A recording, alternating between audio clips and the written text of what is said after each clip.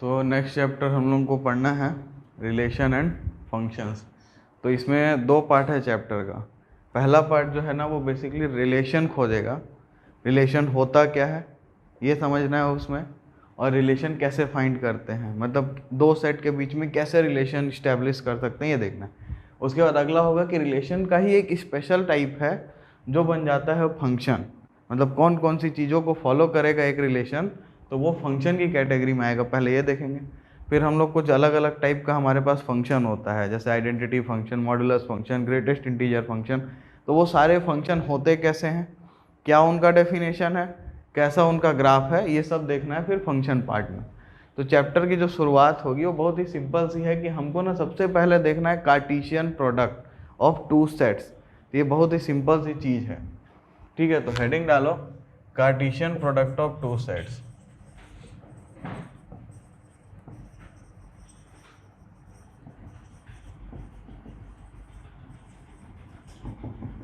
तो हमारे पास दो सेट है, मान लो पहला सेट है ए जिसमें कुछ एलिमेंट्स हैं, मान लो 3 लोगों को ले लेते हैं, आप लोग जो तीनों बैठे हो,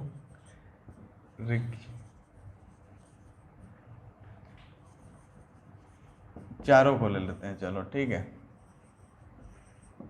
ठीक, अब हमारे पास दूसरा एक सेट है जो है स्पोर्ट्स का सेट। तो कोई 4 सेट तुम लोग सेलेक्ट कर लो, 4 गेम, मान लो एक क्रिकेट हो गया, एक फुटबॉल हो गया, एक बैडमिंटन। स्पेलिंग बता बैडमिंटन का, हाँ BAD कि BED, ठीक है। और एक और कोई गेम बताओ, बास्केटबॉल, ठीक है। ठीक, अब ये 4 गेम है अपने पास और ये 4 लोग हैं। अब ऐसा हो सकता है ना कि मैंने तुम लोगों को बोला कि भाई एक एक गेम सेलेक्ट करो, तो हो सकता है कि रिक्की क्रिकेट सेलेक्ट कर ले, या हो सकता है फुटबॉल या बैडमिंटन, या ये एक टाइम में एक ही सिलेक्शन अलाउड है। तो ऐसे कितने पॉसिबल कॉम्बिनेशन हो सकते हैं, जोड़ी रिक्की के साथ 4 गेम की जोड़ी बन सकती है, मतलब वो या ये लेगा या ये, फिर अगला जो है मोक्ष वो भी 4 ले सकता है। वैसे ही यश के पास भी 4 ऑप्शन है, आदित्य के पास भी 4 ऑप्शन। तो अगर मैं इन सब का एक ऑर्डर्ड पेयर लूँ, कि मतलब इस टाइप का कुछ, कि रिक्की जो है उसने मान लो लिया क्रिकेट, ठीक है, फिर उसने लिया फुटबॉल, फिर उसने लिया बैडमिंटन, फिर उसने लिया बास्केटबॉल, ठीक है। तो एक ऐसा सेट जिसमें ये जितने भी सारे ऑर्डर्ड पेयर्स बनने वाले हैं ना इन दोनों के, इन सबको मैं लिख दूं, ये हमारा पहला तो ऑर्डर्ड पेयर समझ गया। अब ये हमारा बनता है रिलेशन सेट। रिलेशन सेट बाद में देखेंगे, पहले देखते हैं कार्टेशियन प्रोडक्ट, ठीक है। तो A क्रॉस B अगर करना है तुमको इसमें, तो यही होता है Cartesian product of two set. ये सेट A है और ये सेट B है, दोनों का प्रोडक्ट करना है। तो क्या करना है भाई, हर एक एलिमेंट के साथ ऑर्डर्ड पेयर बना देना है। तो यहाँ भी जो हम लोग ये लिख रहे हैं ये भी A क्रॉस B ही है, ठीक है। तो अगर कार्टेशियन प्रोडक्ट लिखने कोई बोले तो करना क्या है, A क्रॉस B लिखना है। तो A के सारे एलिमेंट्स पहले एक को लेंगे, फिर B के सारे से रिलेटेड हो जाएगा वो, मतलब सबके साथ उसका ऑर्डर्ड पेयर बनेगा, फिर दूसरे का सबके साथ, तीसरे का, ऐसे जितने एलिमेंट्स होंगे सबका सबके साथ जोड़ी बना के लिख दोगे तो तुमको मिल जाएगा कार्टेशियन प्रोडक्ट। कोई दिक्कत इसमें? इसमें 2 एलिमेंट होंगे, एक पहला जो एलिमेंट होगा ऑर्डर्ड पेयर का वो हमेशा पहले सेट से आएगा जो स्टार्टिंग में है, और जो दूसरा एलिमेंट होगा उसके बाद वाले में आएगा, ठीक। तो क्या हम लोग B क्रॉस A भी लिख सकते हैं? आराम से लिख सकते हैं भाई, इसमें भी करना कुछ नहीं है, इसमें B का A के साथ वो करना है, ऑर्डर्ड पेयर बनाना। तो क्रिकेट का रिकी के साथ बनेगा, मतलब यहाँ हमारा जो प्रायोरिटी है वो स्पोर्ट्स को मिल रहा है, और फिर वो सबके साथ अपना वो बनाएगा। तो क्रिकेट फिर मोक्ष के साथ, मतलब मोक्ष क्रिकेट खेलेगा, आसान शब्दों में ऐसा। तो ऐसे ही जितने ऑर्डर्ड पेयर्स हैं ये बना सकते हो, ठीक है ना। तो ये जो है ये कार्टेशियन प्रोडक्ट होता है, 2 सेट्स को मल्टीप्लाई करना है सिंपल शब्दों में, ठीक।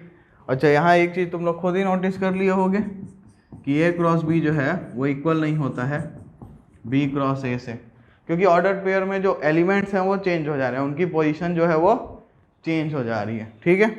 अब देखो एक ऑर्डर्ड पेयर मेरे पास है, मान लो x, y, और एक दूसरा ऑर्डर्ड पेयर है मेरे पास A, B। ये दोनों कब इक्वल होंगे?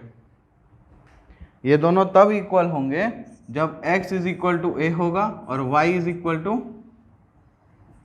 b होगा। ठीक है, मतलब हर एक एलिमेंट अपने करस्पॉन्डिंग एलिमेंट के साथ जब इक्वल होगा तभी हम उन दोनों ऑर्डर्ड पेयर्स को इक्वल बोल सकते हैं। पहली चीज़ तो ये समझ में आया। अब अगर मान लो ये तो दोनों नॉन एम्प्टी सेट थे ना, ए में भी कुछ लोग थे, बी में भी थे। अब मान लो मैंने कोई ऐसी चीज़ ले ली जो एम्प्टी था, मतलब एक सेट मेरा जो यहाँ पे है वो 5 है, तो ए क्रॉस बी क्या आएगा? क्या कोई एलिमेंट उसमें जा पाएगा?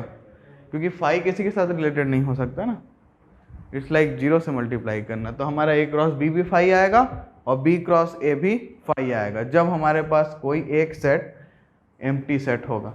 अच्छा, कोई एक सेट मान लो इनफाइनाइट सेट होता तो क्या हो सकता था? तो इसका मतलब क्या है, फिर हमारा जो कार्टेशियन प्रोडक्ट होता वो भी इनफाइनाइट हो जाता। बताओ इसमें कोई दिक्कत? अच्छा, अब देखो एक चीज़ देखो, वापस इसको ले लेते हैं। तो वो जो अपने यहाँ पे 4 एलिमेंट थे ना, इसमें 1 2 3 4, तो number of elements of A कितना है अपने पास, और number of elements of B कितना है? तो तुम लोगों को क्या लगता है ए क्रॉस बी के कितने एलिमेंट्स होने वाले हैं? हर एक चारों से रिलेटेड, तो 4 4 8 4 12 4 16, ऐसे गिनने से अच्छा है सीधा मैं बोल सकता हूँ कि 4 × 4। तो अगर एक सेट के एलिमेंट मान लो m है, दूसरे के n हैं, तो क्रॉस में कितना आएगा? m × n। तो इतने आसानी से हम लोग ऑर्डर्ड पेयर मतलब फाइंड कर सकते हैं कितने ऑर्डर्ड पेयर्स होंगे हमारे कार्टेशियन प्रोडक्ट में। कार्टेशियन प्रोडक्ट निकालना तो बहुत ही सिंपल है, सबको ऑर्डर पेयर के फॉर्म में लिखना है। उल्टा भी लिख सकते हो, एक 0 होगा तो कार्टेशियन प्रोडक्ट भी 0 होगा, नल सेट होगा। ठीक है, तो चलो इसको नोट कर लो, फिर इस पर कुछ सवाल देख लेते हैं। तो अभी हमने जो देखा वो था कि कैसे हम कार्टेशियन प्रोडक्ट को रोस्टर फॉर्म में लिख सकते हैं, मतलब हर एक एलिमेंट को लिख के दिखा सकते हैं। बट एक और मेथड होता है सेट दिखाने का हमारे पास, जो कि क्या है? Set builder form. तो उसमें भी हम लोग अपने कार्टेशियन प्रोडक्ट को रिप्रेजेंट कर सकते हैं। तो उसके लिए मान लो हमारे पास 2 सेट है, मान लो ए और B, which are not empty. तो A is not equal to 5 and B is not equal to 5। ठीक है, मतलब दोनों नॉन एम्प्टी सेट हैं। ठीक है ना। तो पी ए क्रॉस बी जो है वो कैसा होगा हमारा? ए क्रॉस बी होगा एक ऐसा set a comma b such that a is element of capital A and B is element of capital B. ठीक है, मतलब हर एक एलिमेंट ए का लेते जाना है और ऐसा order pair a comma b का बनाते जाना है। तो ये वही काम कर रहा है जो हमने रोस्टर फॉर्म में किया, बस इसको वो सेट बिल्डर फॉर्म में लिख लिए हैं। तो हर एक एलिमेंट्स को लेते जाओगे और जितने भी ऑर्डर पेयर्स बनेंगे, जितनी भी जोड़ियाँ पॉसिबल होंगी, सबको लिख लोगे। ठीक है ना। तो ये एक्चुअल डेफिनेशन है इसका जो अपन यूज़ करते हैं। बाकी समझने के लिए तो बहुत ही आसान था ये। तो चलो इसको भी नोट करो, फिर क्वेश्चन बनाएंगे। चलो, तो हमारे पास जो पहला सवाल है वो है ये कि ये बोल रहे हैं कि हमारे पास एक ये है, देखो क्या है, x + 1, y - 2 ये इक्वल है 3, 1 से, और बोल रहे हैं कि x की वैल्यू बताओ और y की वैल्यू बताओ। क्या इसमें तुम लोगों को टाइम लगेगा? देख लो, फटाक से आंसर लिख दो, फिर जो भी है इसका क्या करना है भाई। ऑर्डर्ड पेयर्स इक्वल कब होते हैं? जब उनके करस्पॉन्डिंग एलिमेंट्स इक्वल होते हैं। मतलब ये जो x + 1 है वो 3 के बराबर होना चाहिए था, है ना। और जो हमारा y - 2 है ये 1 के बराबर। तो यहाँ से x की वैल्यू कितनी आ गई? 2, और यहाँ से y की वैल्यू कितनी आ गई? 3। तो हम डायरेक्ट लिख दिए, आंसर ख़त्म, काम। इतना सिंपल सवाल था। बताओ इसमें कोई दिक्कत? ठीक है, अब अगला सवाल जो है ये और भी आसान मुझे लग रहा है। ये बोले हैं कि हमारे पास P एक सेट है जो है A B C, और हमारे पास एक दूसरा सेट है Q जो कि है जिसमें सिर्फ एक ही एलिमेंट है R, और ये बोल रहे हैं फाइंड करो P क्रॉस Q और Q क्रॉस P, और बोल रहे हैं कि क्या P ये दोनों इक्वल हैं। इसमें क्या करना है, देखो P क्रॉस Q, तो P का एलिमेंट लेंगे और Q वाले के साथ जोड़ी बनाएंगे तो A का किसके साथ बनेगा, R के साथ। और A किसी और से बना सकते हैं क्या, R के अलावा और कोई है क्या, नहीं है ना, तो ठीक है छोड़ दो। दूसरा देखते हैं, B उठाए B का R के साथ, ठीक है। तीसरा उठाए C का R के साथ, तो ये हो गया P क्रॉस Q। अब Q क्रॉस P क्या होगा, ठीक उल्टा काम करना है, R का A के साथ, फिर R का B के साथ, फिर R का C के साथ। क्या ये दोनों इक्वल हैं, तो लिख दो P cross Q is not equal to Q cross P। तो इस टाइप के बहुत ही सिंपल सवाल इसमें हैं, इससे ज़्यादा हार्ड कुछ भी नहीं है, ठीक है। 3 सवाल और देखेंगे, उसके बाद तुम लोग एक्सरसाइज ट्राई कर सकते हो। चलो इसको नोट कर लो।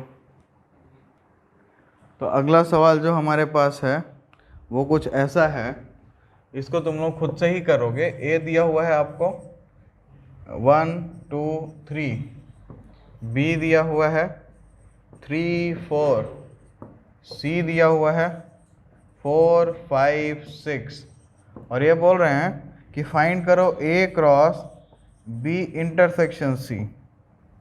क्या करोगे सबसे पहले, तो ए तो अपने पास है और बी और सी का इंटरसेक्शन निकालोगे तो क्या मिलेगा, सिर्फ 4, क्योंकि वही कॉमन है दोनों में। तो अपने करना क्या है, अपने को एक सेट है 1 2 3, इसको क्रॉस करना है किसके साथ, बी इंटरसेक्शन सी। देखो तो सिर्फ आ रहा है 4, तो ये लिख लेना, जो भी आएगा क्या ही करना है। तो ऐसे ही इसमें 3 पार्ट और हैं, बुक में देख लेना, और वैल्यू बस यही करनी है तुमको।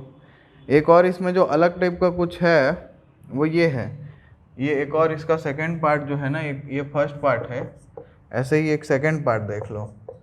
सेकंड पार्ट क्या बोल रहा है कि A cross B intersection A cross C. तो करना क्या होगा बताओ, पहले ए क्रॉस बी निकालोगे, फिर ए क्रॉस सी निकालोगे, फिर दोनों में क्या क्या कॉमन है वो निकालोगे। सिंपल है, कर लोगे इसको। चलो तो नेक्स्ट सवाल देखते हैं। नेक्स्ट सवाल तो और भी आसान है। नेक्स्ट सवाल ये है कि P दिया हुआ है एक सेट जो है 1 2 का, और ये बोल रहे हैं फाइंड P क्रॉस P। निकाल सकते हैं, क्या करना है भाई, पहले P क्रॉस P निकालते हैं। चलो तो P क्रॉस P क्या होगा, 1 1 1 2 2 1 2 2, समझ रहे हो ना, ठीक। अब P क्रॉस P, तो क्या करना है, P क्रॉस P, मतलब इसका क्रॉस इसके साथ, तो 1 1 1 के साथ, फिर 1 2 1 के साथ, 2 1 1 के साथ, 2 2 1 के साथ, ठीक है। तो अब जो बनेगा ना वो कुछ इस टाइप का बनेगा, 1 1 1 के साथ, फिर 1 1 2 के साथ, फिर ये हो गया दोनों के साथ, फिर 1 2 1 के साथ, फिर 1 2 2 के साथ। तो ऐसे ही आगे का खुद से लिख लो। अब देखो यहाँ पे ना हम लोग अभी तक बोल रहे थे ऑर्डर्ड पेयर, बट यहाँ तो पेयर नहीं है, यहाँ पे 3 है। तो ऐसे एलिमेंट्स को क्या बोलते हैं, इनको बोलते हैं ऑर्डर्ड ट्रिपलेट, ठीक है। तो ऑर्डर ट्रिपलेट क्या होता है, कुछ नहीं है, वो 3 सेट जब प्रोडक्ट निकालते हैं, 3 सेट का कार्टेशियन प्रोडक्ट, तो उसके एलिमेंट्स को हम लोग बोलते हैं ऑर्डर्ड ट्रिपलेट। कोई दिक्कत इसमें। चलो तो अगला सवाल क्या है, देखो अगले सवाल में थोड़ा सा दिमाग लगाना है। ये बोल रहे हैं कि आपके पास है R, जो क्या है, R क्या होता है, set of all real numbers. अब ये बोल रहे हैं कि बताओ भाई R क्रॉस R क्या बताता है, और R क्रॉस R क्या बताता है, ठीक है ना। अब रियल नंबर्स को लेते हैं। सोचो रियल नंबर्स क्या है, -∞ से लेके इन्फिनिटी तक सारे नंबर्स, और उसी का दूसरे रियल नंबर सेट से, मतलब रियल का रियल के साथ ही करोगे तो ऑर्डर्ड पेयर्स कैसे मिलेंगे, 1 1 2 1 2 1 3 1 4, ऐसे करके 2 1 2 2, ऐसे करके -1 -1 -1 -2, ऐसे करके इनफाइनाइट मिलेंगे। उसको लिखना तो पॉसिबल नहीं है, लेकिन अगर सोचा जाए तो ऐसा नहीं लग रहा है ये पॉइंट क्या होगा, 0 1 0 होगा। यहाँ का कोई पॉइंट कैसा होगा, 0 3, यहाँ का कोई पॉइंट कैसा होगा, P कॉमा Q, और P और Q दोनों कैसे होते हैं, रियल नंबर होते हैं ना। तो इसका मतलब क्या है कि ये जो r क्रॉस r है ये xy कोऑर्डिनेट जो 2D सिस्टम है अपना, उसके सारे कोऑर्डिनेट पॉइंट्स को रिप्रेजेंट नहीं कर रहा है, ठीक है ना। और ये r क्रॉस r क्या होगा, ये कुछ इस टाइप का होगा, P comma Q comma R, या P Q R की जगह मैं अगर x y z ले लूँ तो x comma y comma z होगा, तो ये क्या 3D कोऑर्डिनेट नहीं हो जाएगा। इसमें कोई पॉइंट कैसा होता है, x comma y comma z, x real number होता है, y भी और z भी। तो इसका मतलब क्या है कि जो r क्रॉस r का जो ऑर्डर ट्रिपलेट बनेगा वो मेरे सारे कोऑर्डिनेट्स होंगे, कहाँ के, मेरे 3D स्पेस के, ठीक है ना। चलो एक क्वेश्चन और लास्ट रहते हैं, फिर एक्सरसाइज को ट्राई करना। इसमें कोई दिक्कत तो नहीं है ना, बस देख के समझना ही तो था। तो एक क्वेश्चन ये है कि इस क्वेश्चन में कुछ अलग किया है, इसमें a क्रॉस b दे दिया है जो है P comma Q, P comma R, M comma Q, M comma R, ठीक है। ये a क्रॉस b दे दिया है और बोल रहे find a and b, a और b फाइंड करना है। तो खुद ही सोचो ना, a का एलिमेंट कौन सा होगा, जो ऑर्डर्ड पेयर का फर्स्ट एलिमेंट होगा, b का एलिमेंट क्या होंगे, जो ऑर्डर्ड पेयर का सेकंड एलिमेंट होगा। तो a क्या होगा, देख के बताओ, एक तो p है, दूसरा m है, लो खत्म। और b क्या होगा भाई, ऑर्डर्ड पेयर का सेकंड एलिमेंट, देखो q है r है, q है r है, मतलब। तो ये इतना सिंपल सा सवाल था। तो देखो ये बहुत ही आसान है कार्टेशियन प्रोडक्ट, इसकी एक्सरसाइज के सवाल भी वैसे ही इक्वली इजी हैं। तो इसमें 10 सवाल हैं, मुश्किल से 20 मिनट लगेगा, 10 को ट्राई करो, फिर मिलते हैं अगली क्लास में।